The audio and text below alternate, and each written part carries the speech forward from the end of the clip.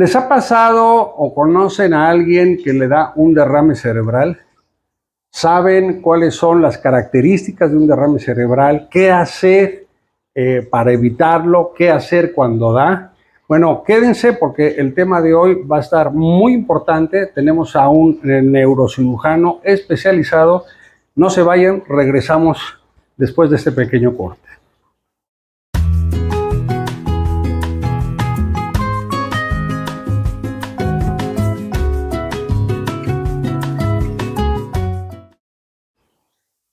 Hola, ¿cómo están? Bueno, primero que todo, muchísimas gracias. Fíjense que hace unos días me tocó ver en TikTok un mensaje muy alarmante que decía, le ha dado o sabe de alguien que le está dando un derrame cerebral y te dicen cosas que hay que hacer. Y la verdad es que preferí llamarle a un experto. Tengo el gusto de presentarles al neurocirujano, al doctor Ricardo Alcalá. Doctor, ¿cómo estás? Muchas gracias, muy bien. Gracias por la invitación. No, agradecido contigo. Y bueno, pues el tema es cómo reconocer el derrame cerebral, cuáles son los síntomas y qué hacer si alguien le da. Sí, muchas gracias por la invitación. Bueno, pues es un tema muy importante.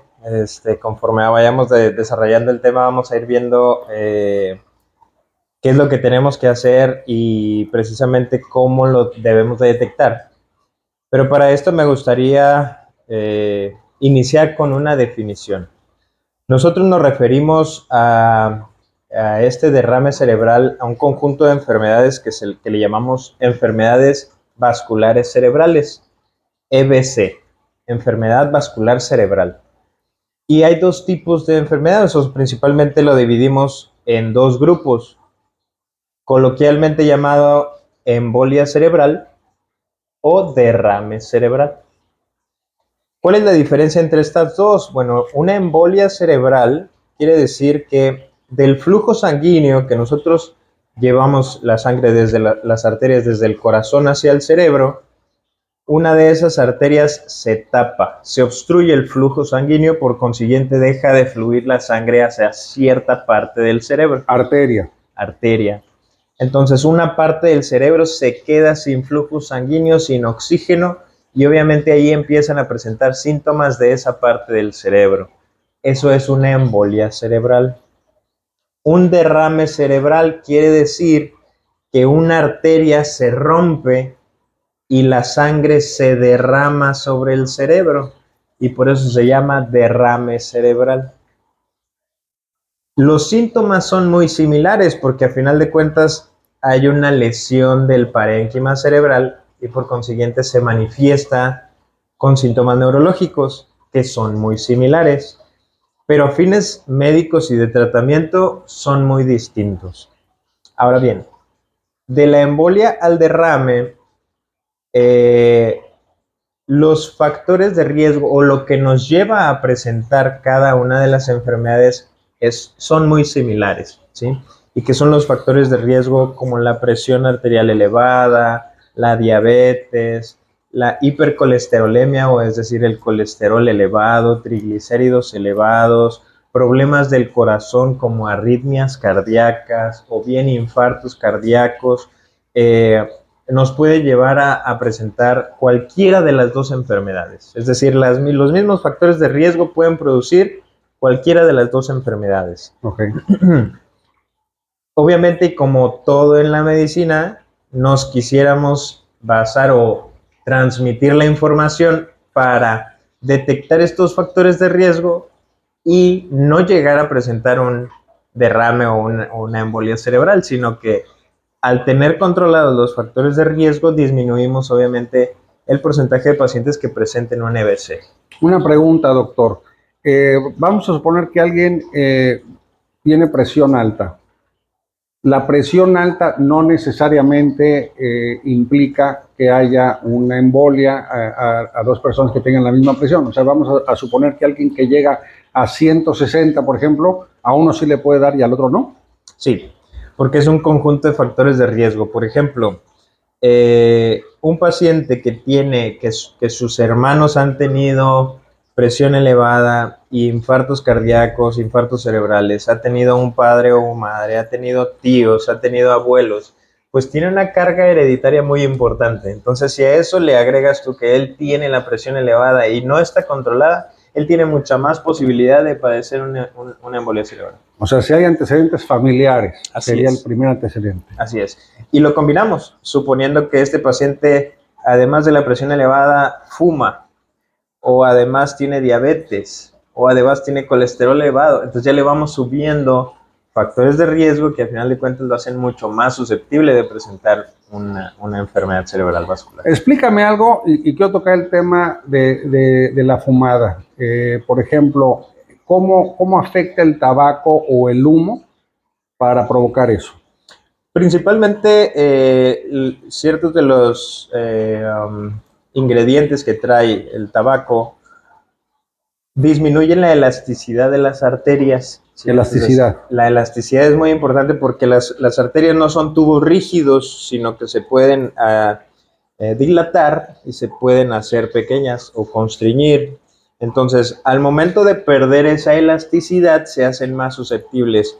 O si llega un tapón, si tú abres la arteria, pues permites el flujo sanguíneo. Pero si pierdes esa elasticidad y llega un tapón, ya no puedes permitir el flujo sanguíneo. O viceversa, hay una hipertensión elevada, entonces el juego que hacen las arterias es o dilatarse o disminuirse, entonces si pierdes esa elasticidad y de pronto subes la llave como una hipertensión, de la presión, se pueden romper. ¿Sí? Entonces puede producir tanto un derrame como una embolia el tabaquismo. Entonces, principalmente son los ingredientes del tabaco. Así es. Ok. Y también lo hace susceptible a que se forme algo que llamamos arteriosclerosis, o bien que pequeñas placas de colesterol se vayan pegando en la pared de las arterias, ya sea en las del cuello, que son las grandes arterias que llevan la sangre al cerebro, o las pequeñitas que están en el cerebro, ¿sí? Entonces, si es una arteria grande y se forma una placa, pues puede producir un infarto extenso, ¿verdad? Todo un hemisferio lo puede infartar. Pero si son en las arterias pequeñitas, tal vez puede causar infartos muy pequeños que tal vez no dan síntomas, pero a final de cuentas, cuando ya hay muchos microinfartos, ahora sí ya puede empezar a dar síntomas. Entonces, cualquiera de los tipos de daño que causa el tabaco son malas para este tipo. Ya nos comentaste ahora sí que los antecedentes de las consecuencias. ¿Cómo detectarlas? O sea, si yo estoy en una comida y veo que una persona, ¿cómo actúa una persona? Bueno, obviamente los síntomas dependen de qué parte del cerebro es la que se está afectando. La parte más frecuente que se afecta está en una zona que se llama ganglios basales. Esta zona de aquí está o pasan las fibras que controlan la porción motora de nuestro cuerpo. Entonces nosotros estamos cruzados, nuestra parte derecha del cerebro va a controlar la parte izquierda del cerebro.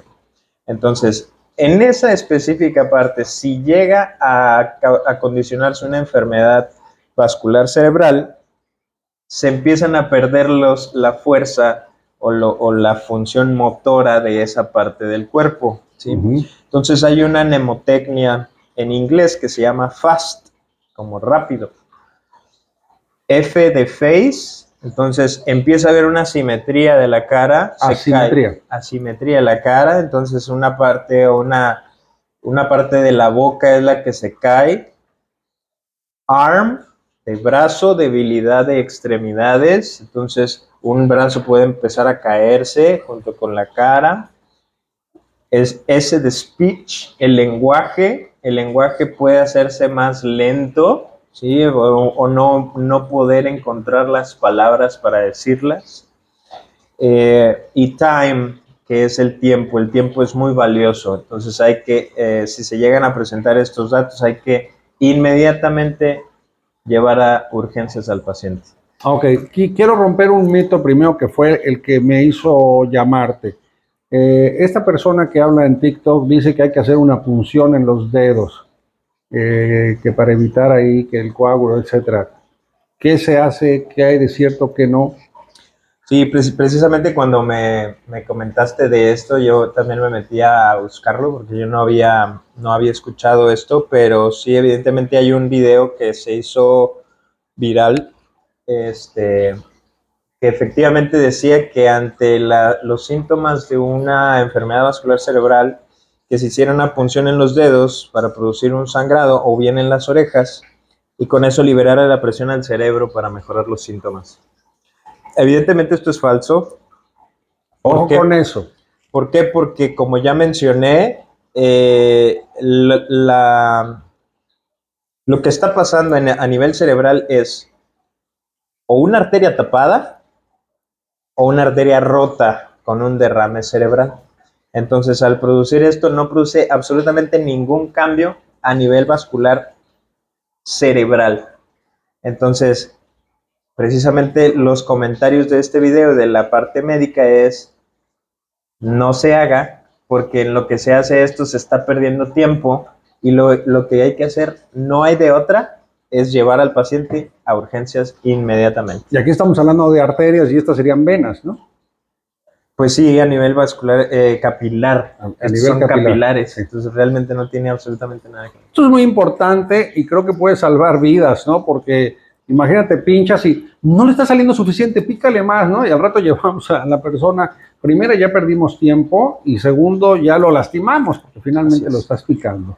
Sí, y algo que recalcar es que es tan importante el tiempo porque por cada tiempo que pasa, esto es como una onda expansiva, ¿sí? En primera instancia, hay una parte pequeña del cerebro que está sufriendo, pero conforme va pasando el tiempo, esa parte del cerebro que se está afectando va creciendo, ¿sí? Y cada vez más va creciendo más. Entonces, entre más nos tardemos en nosotros dar un tratamiento, a ese punto ya hay o poco daño cerebral o mucho daño cerebral. ¿Okay? Entonces, si yo me enfoco en el tratamiento de la embolia, que es el más frecuente de la embolia o el derrame, la embolia es hasta el 85% de los casos de los pacientes presentan embolia más que derrame. Entonces me voy a enfocar primero un poquito en el tratamiento de estos. Tenemos únicamente 4 horas y media desde que inician los síntomas, 4 horas y media, para nosotros poder brindar un tratamiento intravenoso y poder salvar la función cerebral. 4 horas y media. Sí. ¿Por qué 4 horas y media? Esto es resultado de una investigación mundial, ¿verdad? Y de muchos, muchos años de investigación. Y se ha determinado que después de 4 horas y media, el riesgo de producir, en lugar de una embolia, convertirlo en un derrame, es mucho mayor, por lo que ya no se aconseja dar un tratamiento trombolítico. Entonces, únicamente ya tendría que ser otro. Ya tendría que ser otro, es correcto, tendría que ser otro. Pero ya ese tratamiento intravenoso ya no es posible darlo después de 4 horas y media, porque ya es más riesgoso para el paciente. ¿Okay? Entonces es por eso que decimos, cualquier cosa que se diga, que pinchar los dedos, que espérate, que mándalo a descansar, porque a lo mejor descansar. Que se tomen una aspirina, creo que por ahí. Que se tomen aspirina. Tampoco. Tampoco. Aquí lo que hay que hacer es llevarlo inmediatamente al servicio de urgencias. Llevarlo al servicio de urgencias. Ahorita que tocas el tema de la aspirina, doctor, ¿qué pasa con esa gente que dice, ay, es que hace coágulos? Ay, yo me tomo mi aspirina Protect todos los días. O sea, ¿sí sirve, no sirve? O sea, como preventivo. El problema aquí es que no sabemos cuál de los dos está sucediendo. ¿Sí? Estoy hablando preventivo. O sea, todos los días hay gente que se toma rigurosamente su aspirina Protect. Ahí voy. De los dos eventos vasculares cerebrales, ¿sí? No sabemos cuál de los dos estamos teniendo, ¿sí? A una embolia, a un derrame. Okay. Si tú tienes un derrame, quiere decir que estás teniendo un sangrado en el cerebro. La función de la aspirina es disminuir la función de las plaquetas, que a final de cuentas son las que forman el coágulo. ¿Sí? Entonces, si tú tú estás teniendo un derrame y tú tomas aspirina, esto lo estás exponenciando. Órale. Uf. Entonces lo estás empeorando el doble o el triple. Entonces no está indicado utilizar aspirina. Sí, la aspirina es un tratamiento preventivo cuando el paciente tiene un estado en su cuerpo a formar coágulos, pero eso está indicado por el médico. O sea, tú sí necesitas aspirina porque tú tiendes a formar coágulos. Bueno, tú sí tienes indicado, pero yo porque, es que escuché que la embolia, entonces me voy a tomar mi aspirina. No, eso no está indicado. Porque lo vas a exponenciar. Exactamente, porque a final de cuentas no sabemos qué es lo que está sucediendo. Si estás teniendo una embolia, tal vez pudiera ser que te ayude. Pero si tienes un derrame, esto lo va a empeorar y por mucho. Entonces, si tú llegaras a tener un derrame, tienes estos síntomas y tú tomas una aspirina y resulta que era un derrame, esto puede ser mucho peor. O sea, el derrame y es prácticamente otro tratamiento, otro procedimiento. Totalmente distinto, así es.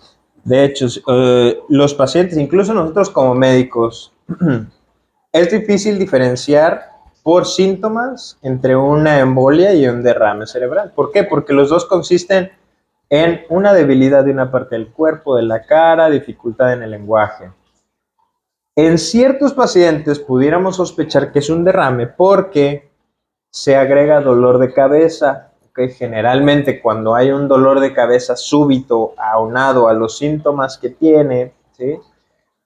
Presión arterial muy elevada, tal vez arriba de 200, ¿sí? Pudiéramos sospechar que esto es un derrame, pero la verdad es que no es en todos los pacientes. Entonces, con puros síntomas, tú como médico tampoco puedes saber si lo que está presentando es el paciente es una embolia o un derrame. No lo sabes. Por consiguiente, el médico tampoco puede administrar ningún medicamento hasta hacer un estudio de imagen. ¿Cuál? Una tomografía, es lo más rápido. Un estudio que dura 3 minutos. Haces una tomografía y con eso tú sabes ya si esto es una embolia o un derrame. Si ya descartas ahora sí que esto es un derrame y es precisamente una embolia, ahora sí ya procedes, si estás dentro de las 4 horas y media, a hacer el tratamiento trombolítico. Okay. Una pregunta, doctor, y esto va un poquito a la leyenda urbana de cuando te caes y te golpeas, sobre todo cuando son niños que dicen que no se duerma, que no se duerma. ¿Qué pasa ahí? Bueno, esto es un poquito de otro tema, pero sí, cuando hay un traumatismo craneal, puede haber una hemorragia adentro del cráneo, ¿sí? Entonces, por efecto de masa que hace este sangrado, es decir, está creciendo un sangrado adentro de la cabeza, se empieza a comprimir el cerebro y el estado de conciencia va disminuyendo, ¿sí? Entonces, con el afán,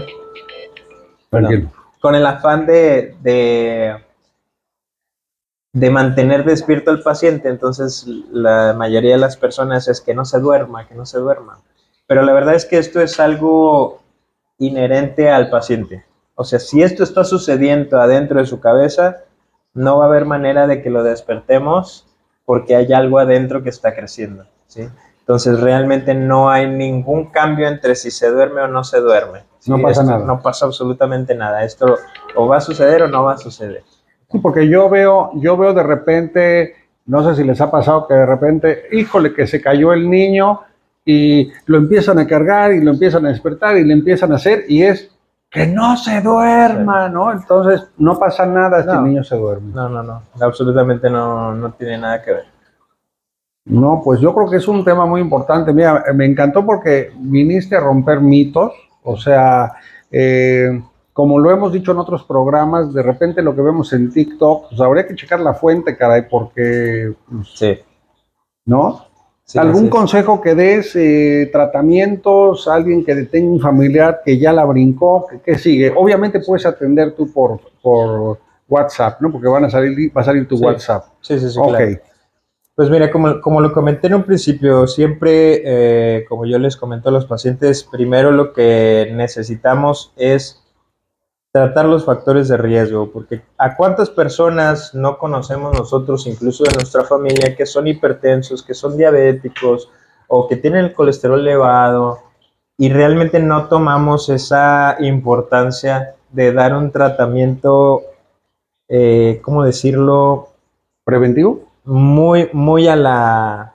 eh, muy apegado al tratamiento, o sea, tener la presión arterial bien controlada, el colesterol bien, porque la mayoría de las veces es que yo me siento bien, entonces yo no tomo el medicamento, a veces me duele la cabeza y me lo tomo. Pues realmente eso no es un tratamiento para la presión elevada, no estás teniendo un control adecuado.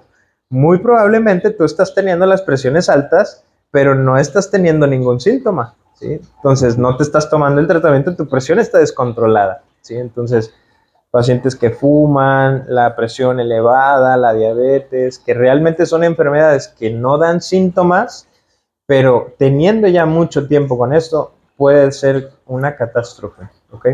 Entonces, ok, ya tuvimos un evento cerebral. Muchas veces los eventos cerebrales nos hacen una llamada de atención.